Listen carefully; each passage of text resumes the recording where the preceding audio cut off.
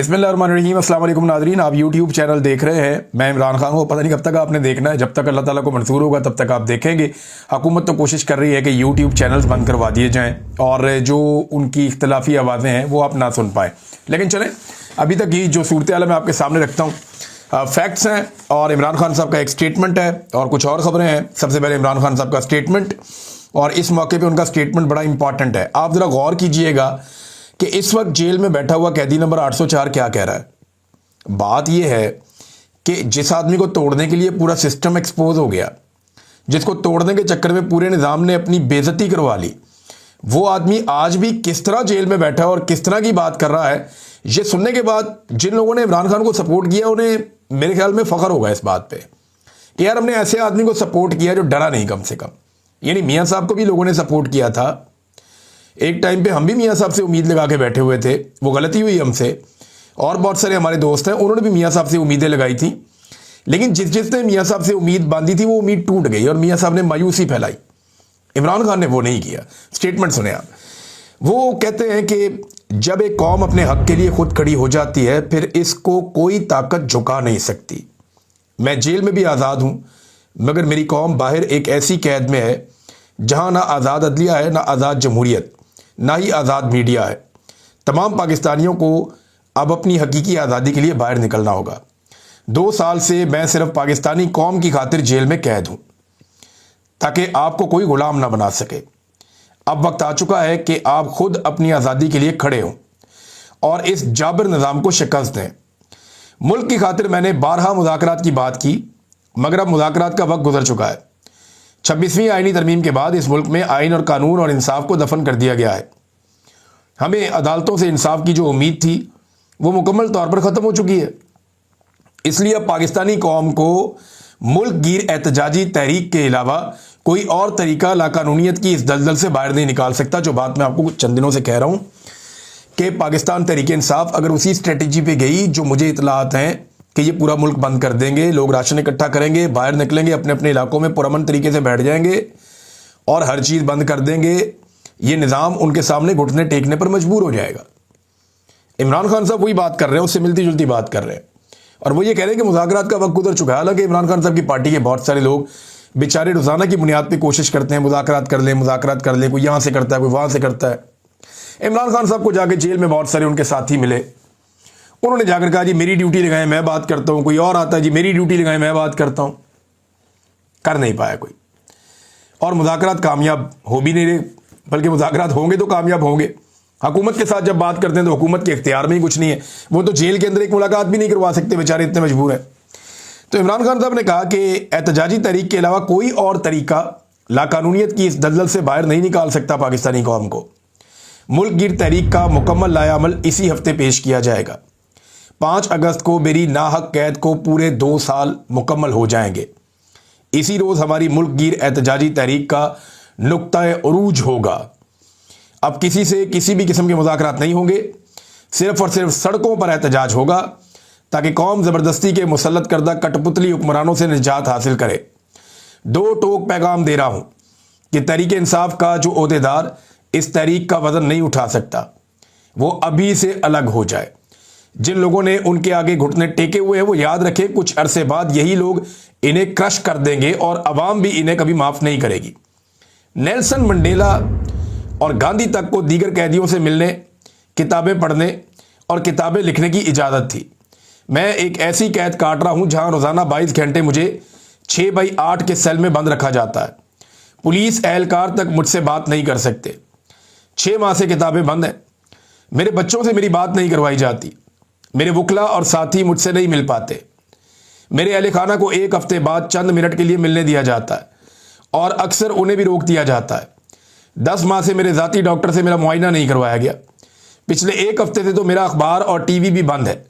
जो किताबें मुझे ख़ानदान की तरफ से भिजवाई जाती हैं वो तक मुझे मुहैया नहीं की जाती और सुपरिटेंडेंट के कमरे में पड़ी रहती हैं।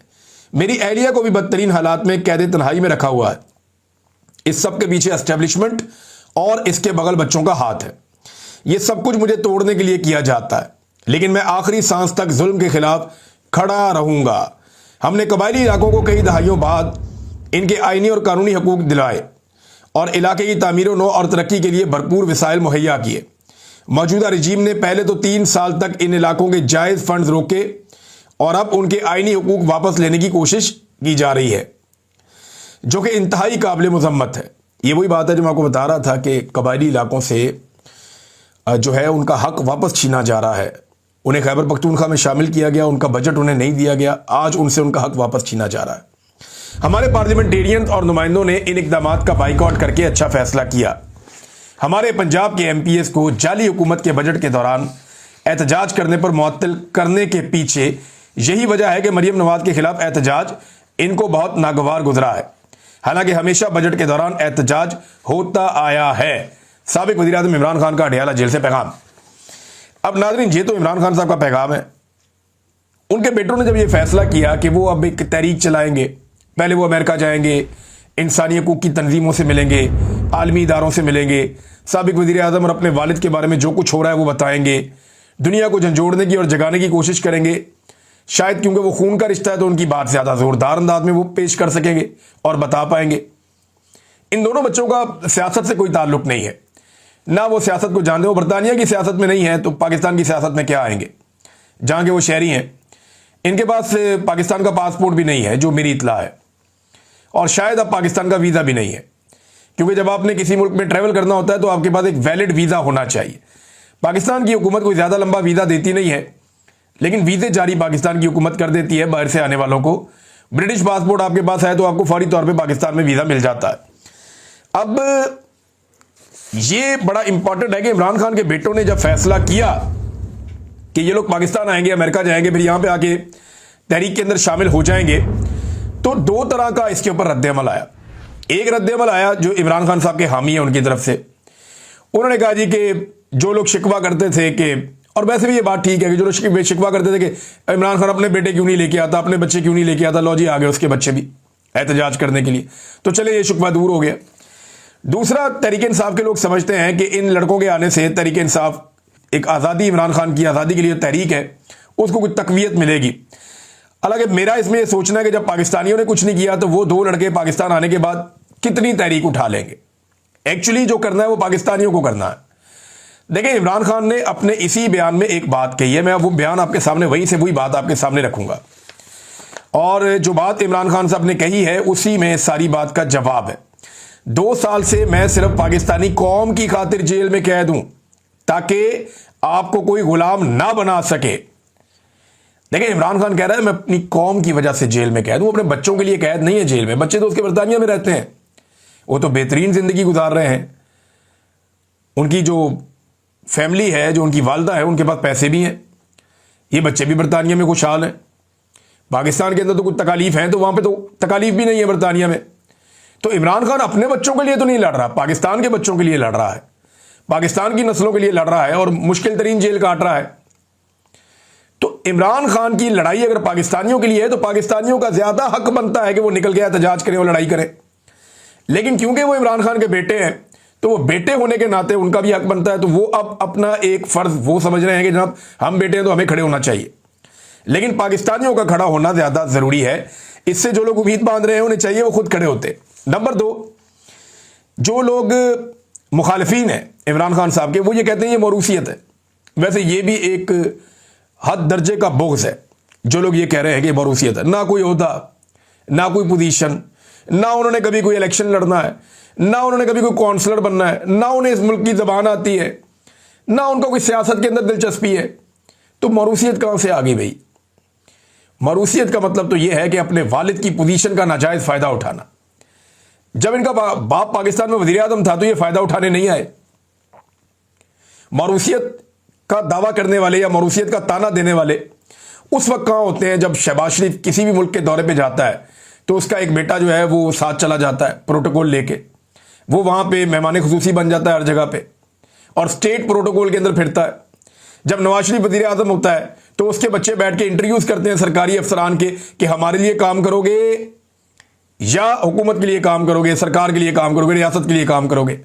अपनी वफादारियों की बुनियाद के ऊपर बंदे भर्ती किए जाते हैं। उस वक्त मरूसियत का किसी को कोई याद नहीं होता। नवाज शरीफ ने अपनी बेटी को वज़ीर आला बनाया, अपने भाई को वज़ीर-ए-आज़म बनाया, मरूसियत नहीं आई यहां पे। जरदारी ने अपने बेटे और बेटी दोनों को बनाया, वहां मरूसियत नहीं आई। इमरान खान जेल में कैद है, जब वो वजीर आजम था उसने अपने बेटों को एक टके का फायदा नहीं दिया, और आज जब वो जेल में कैद है उसके बेटे उसकी रिहाई के लिए कोशिश करें तो ये मरूसियत हो गई।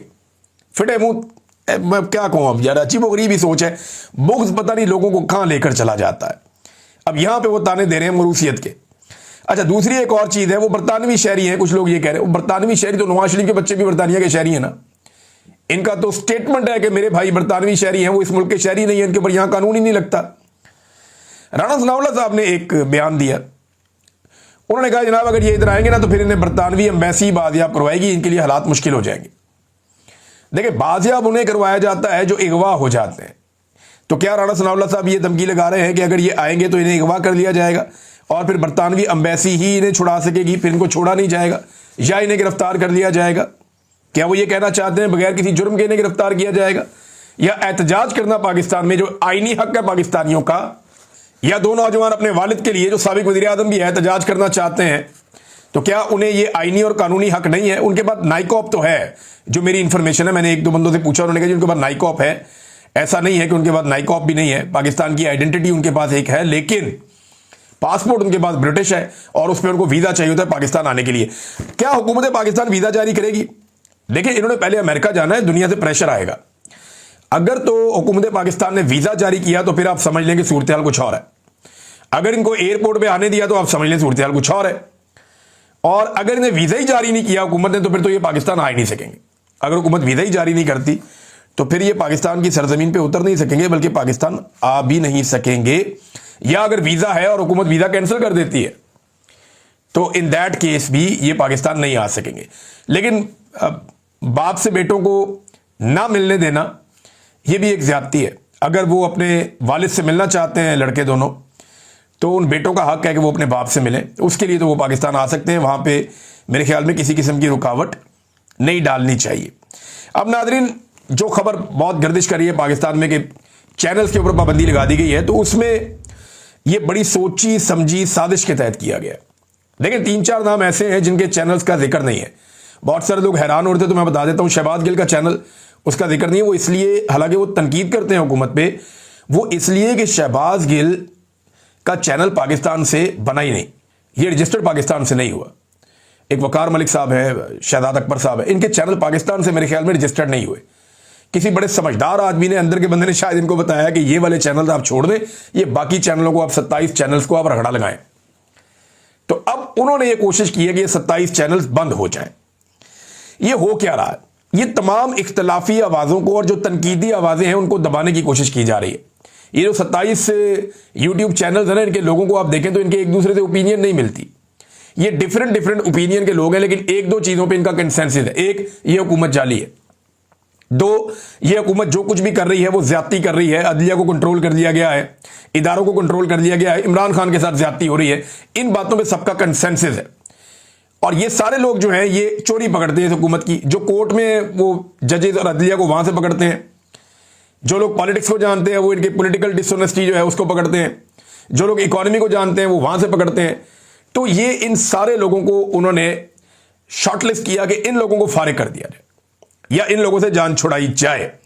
प्रोपेगेंडा क्या किया जा रहा है, ये बहुत अजीब बात है। इसको जरा थोड़ा सीधा कर लेते हैं मामले को। प्रोपेगेंडा ये किया जा रहा है कि ये 27 लोग वो हैं जिन्होंने पाकिस्तान और इंडिया की लड़ाई के बीच में, ये प्रोपेगेंडा किया जा रहा है कि इंडिया और पाकिस्तान की लड़ाई के बीच में कहीं ये खड़े हो गए थे उस तरफ, जनाब इंडिया के साथ खड़े हो, पाकिस्तान के साथ बड़ी ज्यादती की है इन्होंने। एक तो ये कोई एलिगेशन नहीं है। दूसरा, एक बात ध्यान में रखें कि इन 27 में से इक्का दुक्का स्टेटमेंट छोड़ के या एक दो लोगों को छोड़ के 90% लोगों ने पूरे जोर से पाकिस्तान को सपोर्ट किया था इंडिया पाकिस्तान कन्फ्लिक्ट में, और इसके ऊपर पाकिस्तान की एस्टेब्लिशमेंट ने शुक्रिया अदा किया था और बहुत सारे लोगों को पैगामात भी भिजवाए थे कि आपका बड़ा शुक्रिया कि आप हमेशा की तरह पाकिस्तान के साथ खड़े हुए हैं। तो ये प्रोपेगेंडा जो किया जा रहा है, इसको आपने ध्यान में रखना है कि ये इंडिया पाकिस्तान वाले कन्फ्लिक्ट की वजह से नहीं है। ये पाकिस्तान में रूल ऑफ लॉ, आजादी इज़हार राय, पाकिस्तान में मैंडेट की हुक्मरानी, यानी मैंडेट का जो है एहतराम किया जाए, और कानून की हुक्मरानी और इंसानी हकूक की पामालियों के खिलाफ जो लोग आवाजें उठा रहे हैं उनको दबाया जा रहा है। इसका इंडिया पाकिस्तान कन्फ्लिक्ट के साथ कोई ताल्लुक नहीं है। पाकिस्तान में ये बयानियां बनाने की ये लोग कोशिश कर रहे हैं कि पाकिस्तान की जब भारत के साथ लड़ाई हुई, इसमें दो चार तो ऐसे हमारे बेचारे यूट्यूब के साथी हैं जो दिन रात जमीन आसमान के कलाबे मिला रहे थे इंडिया को नीचे दिखाने और पाकिस्तान की फौज को ऊपर उठाने के लिए। ऐसे लोग भी हैं जिन्होंने ऐसी खबरें चला दी थी जो आज तक साबित ही नहीं हुई, कि पाकिस्तान को फतूहात इस लेवल की दिला दी थी जो आज तक साबित ही नहीं हुई। तो उनके भी विचारों के चैनल है बीच में, तो उनके कहां से आ गए अगर ये इंडिया पाकिस्तान की लड़ाई का मामला था? कोई इंडिया पाकिस्तान की लड़ाई का मामला नहीं है। मामला सारा का सारा ये है कि ये हुकूमत गैर कानूनी है, गैर आईनी है और ये लिजिटिमेट गवर्नमेंट नहीं है। इस हुकूमत पे जो भी तनकीद करेगा उसको ये निशाना बनाएंगे, क्योंकि इन्होंने इस हुकूमत को मुद्दत पूरी करवानी है और इस हुकूमत के जरिए से इन्होंने अपने ख्वाब जो मिलिट्री एस्टेब्लिशमेंट देखती है, ज्यादातर उसमें अपनी नौकरियां ही होती हैं, तो वो ख्वाब उन्होंने पूरे करने इस हुकूमत के जरिए से, और इसलिए ये सारा कुछ हो रहा है। नाज़रीन, एक और हैरत की बात आपको बताता हूं। जिस वक्त डीजी ISPR बीबीसी को इंटरव्यू दे रहे थे ना, ये उन्होंने मई में इंटरव्यू दिया, जून में चला था। जिस वक्त डीजी ISPR बीबीसी को इंटरव्यू दे रहे थे और वो बता रहे थे कि भारतीय हुकूमत के पोल खोल रहे थे, यानी डीजी ISPR क्या कह रहे थे ये सुने, भारत के अंदर से सवाल हो रहे हैं तो मीडिया और सोशल मीडिया बंद कर देते हैं, सहाफियों को जेलों में डाला जा रहा है। जब ये बातें कर रहे थे ना डीजी ISPR, उस वक्त पाकिस्तान की गवर्नमेंट और पूरा निज़ाम जो है वो पाकिस्तान में जो आज़ाद सहाफ़ी हैं, बात करने वाले, उन पर पाबंदियां लगाने का बंदोबस्त कर रहे थे। ये 24 जून की बात है। अब आप अंदाज़ा करें कि एक तरफ स्टेटमेंट दिया जा रहा है कि इंडिया बहुत गंदा है, वो मीडिया को बहुत मारता है, और इधर अपने मीडिया को कुचल दिया था उसी वक्त। इसको मैं क्या कहूं? अब मैं इसीलिए बार बार कहता हूं कि डीजी ISPR ये क्लेम कभी ना करें कि पाकिस्तान में मीडिया आज़ाद है। आप लोगों ने मीडिया को कुचल के रख दिया, मीडिया का बेड़ा गर्क करके रख दिया। मीडिया आज़ाद बिल्कुल नहीं है पाकिस्तान में। देखें ना, इंडिया में तनकीदी आवाज़ों को वो बंद नहीं करते। यानी उनका दरू राठी, उसने बहुत तनकीद की नरेंद्र मोदी पे, उसका चैनल इंडिया में चलता है। अभिसार शर्मा बहुत तनकीद की उसने नरेंद्र मोदी पे, उसका चैनल भी चलता है। मैं आपको 1 दर्जन सहाफ़ी इंडिया के गिना सकता हूं जो नरेंद्र मोदी और बीजेपी की पॉलिसीज की सख्त मुखालफत करते हैं, उन सारों के चैनल चल रहे हैं इंडिया में। लेकिन जब इंडिया पाकिस्तान की लड़ाई हुई तो उन्होंने पाकिस्तानी चैनल सारे बंद करवा दिए, और इक्का दुक्का वाकयात उन्होंने इंडिया में कुछ सहाफियों के साथ किए जिनको बुनियाद बनाकर पाकिस्तान ने यह सारा किया। देखिए, मैं ये नहीं कह रहा कि इंडिया में मीडिया की हालत बहुत अच्छी है, वो तो गूदी मीडिया है, वहां पे उन्होंने भी कंट्रोल किया हुआ है। लेकिन जो मुखालिफ मीडिया है वो उसको बर्दाश्त करते हैं, और पाकिस्तान में ये नहीं हो रहा। जो डीजी ISPR ने इंडिया को कहा वही पाकिस्तान में उसी वक्त पाकिस्तान के सहाफियों के साथ ये लोग कर रहे थे, और ये साबित हो गया। देखें अब आप नाज़रीन, एक और जो ग्रॉक है उसने परेशान कर दिया मुस्लिम लीग नून को खास तौर पे, क्योंकि ये ज्यादा उसके साथ अंगेज हो गए। नून लीग के लोग और कुछ सहाफी अब ये क्लेम करना शुरू हो गए हैं कि पाकिस्तान तहरीक इंसाफ इसको ग्रॉक को कंट्रोल करती है, और ये ग्रॉक को जो है इन्होंने किसी तरह से मैनिपुलेट कर लिया है, इसके डाटा के अंदर घुस गए और कुछ ऐसा कर रहे हैं। मामला ये, इनको जो भी सच बोलेगा ना, या आईना दिखाएगा या हकायक इनके सामने रखेगा, ये कहेंगे जी ये मुखालिफ पॉलिटिकल पार्टी का, हमारा दुश्मन है, ये साजिश कर रहा है। ग्रॉक के ऊपर जो एक आर्टिफिशियल इंटेलिजेंस का एक टूल है, उसके ऊपर भी इल्जाम लगा दिया पकड़ के कि जनाब ये भी उस साइड का ही है। भाई वो हकायक बयान कर रहा है, उसके बाद सारा डाटा, वो डाटा निकाल के आपके सामने रखता है, आपको उससे चिढ़ चढ़ जाती है। तो यही इन्होंने सहाफियों के साथ किया, मुखालिफ आवाजों के साथ भी किया। कल तक यहां पे इसके बीच में बहुत सारे सहाफी ऐसे भी हैं, उनमें मैं भी शामिल हूं, जो PMLN के बड़े हामी हुआ करते थे एक दौर में कि अच्छी पॉलिटिकल पार्टी है, ये पाकिस्तान को आगे लेकर जा सकती है। लेकिन जब उन्हें मायूसी हुई, मुझे जरा जल्दी मायूसी होगी, कुछ मेरे साथियों को बाद में मायूसी हुई, लेकिन जो जो मायूस हुआ सारे इस लिस्ट के अंदर शामिल है। वो ये कहते हैं बंदा साड़ी लाइन पे चलना चाहिए, बस जो हमें अच्छा समझता है वही अच्छा है, जो हम पे तनकीद करता है वो अच्छा नहीं है, बल्कि उसको तो ये इंसान भी नहीं समझते।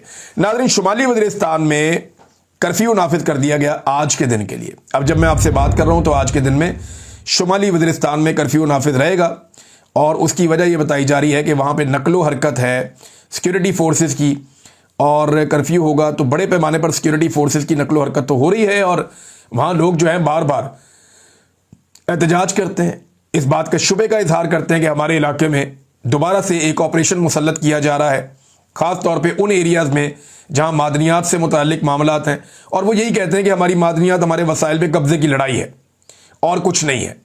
ये लड़ाई के अंदर और कुछ नहीं निकलेगा, हमारे वसाइल हमारे हाथ से चले जाएंगे, हमारी और नस्लें उजड़ जाएंगी, जो हमारे साथ माजी में होता रहा वही हमारे साथ दोबारा हो जाएगा। और खैबर पख्तूनख्वा की हुकूमत की तरजीहात देखें, जिस अमीर मुकाम का होटल गिराना था, यानी वो तजावजात में आ रहा था ना, सब ने रोला डाला, उसकी एक दीवार भी गिराई, फिर अमीर मुकाम की खबर चलवाई गई कि जनाब अमीर मुकाम का अपने लोग आ गए, उन्होंने आके ज़बरदस्ती रुकवा दिया इंतज़ामिया को। तो उस वक्त तक तो ये होटल गैर कानूनी था। उस वक्त तक जब दीवार गिराई जा रही थी, होटल को गिराने के लिए मशीनरी पहुंची हुई थी, तब तक तो ये तजावजात में आता था कि जनाब क्योंकि दरिया यहां पे बह रहा है, दरिया के बीच में ये होटल बना हुआ है, इसको हटाओ यहां से, ये दरिया का रास्ता है। बाकी होटल गिरा दिए, ये वाला नहीं गिराया। अब जिसका होटल गिराना था उसके सामने अली अमीन गंडापुर साहब खुशगपियां कर रहे थे। ये तस्वीर आप देख लें, ये क्या चल रहा है। तो अब डीसी जो है स्वात का, वो ये कहता है कि ये तजावजात में आता ही नहीं है ये होटल। जो गरीब लोग हैं ना, कीड़े मकोड़े हैं, जो कमजोर लोग हैं बेचारे मेरे पश्तून भाई, उनके होटल तजावजात में आ गए, उनके उड़ा दिए, तोड़ दिए, बर्बाद कर दिए। लेकिन ये जो ताकतवर आदमी है, इसका होटल तजावजात में नहीं आता। ये डीसी ने कह दिया तो कह दिया, अब सरकार का हुक्म है, चलेगा। एक और बड़ी अजीबोगरीब खबर मैं आपको सुनाता हूं, ये प्रोटोकॉल के हवाले से जो एक चालान हुआ है पंजाब में, बड़ा रोला डाला हुआ है। एक तो लोगों ने कहा है जी डॉल्फिन पुलिस तो चालान ही नहीं करती, ये आपने क्या कहानी कहां से घड़ गया, मैं सुना दी, लोग ये भी बता रहे हैं।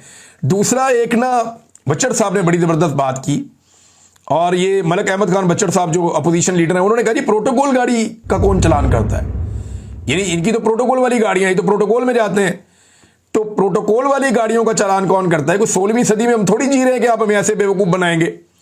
तो जो भी ये करते हैं ना, बेचारों के आगे आ जाता है। एक तो सस्ती ड्रामेबाजी और सस्ती मशहूरी के चक्कर में ये कोई ना कोई भंड मारते रहते हैं और वो इनके सामने आ जाता है। नाज़रीन, डोनाल्ड ट्रंप को पाकिस्तान के बाद नेतन्याहू ने यानी इसराइल ने भी अमन के नोबेल इनाम के लिए नामजद कर दिया है।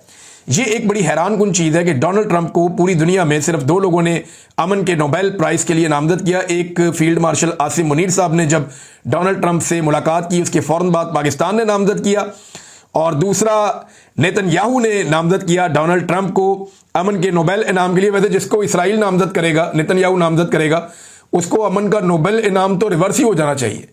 उसको तो मेरे ख्याल में उसकी नस्लों को भी शायद मिलना मुश्किल हो जाए, क्योंकि नेतन्याहू अगर अमन की बात करे या अमन के नोबेल इनाम की बात करे, ये तो उल्टी गंगा बह रही है। फिर इसका मतलब है, वो कैसे कह सकते हैं नेतन्याहू के बारे में, पूरी दुनिया के अंदर जो कहानियां हैं, पूरी दुनिया के अंदर जो उनकी स्टोरीज हैं, जो गाजा के ऊपर उनके अटैक की पूरी कहानियां हैं और जो कुछ उन्होंने किया है, उसके बाद क्या नेतन्याहू किसी को अमन के नोबेल इनाम के लिए नामजद कर सकता है?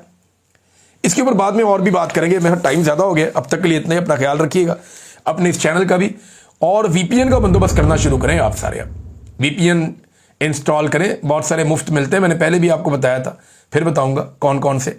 अब तक के लिए इतनी, अपना ख्याल रखिएगा, अपने इस चैनल का भी। अल्लाह हाफिज़।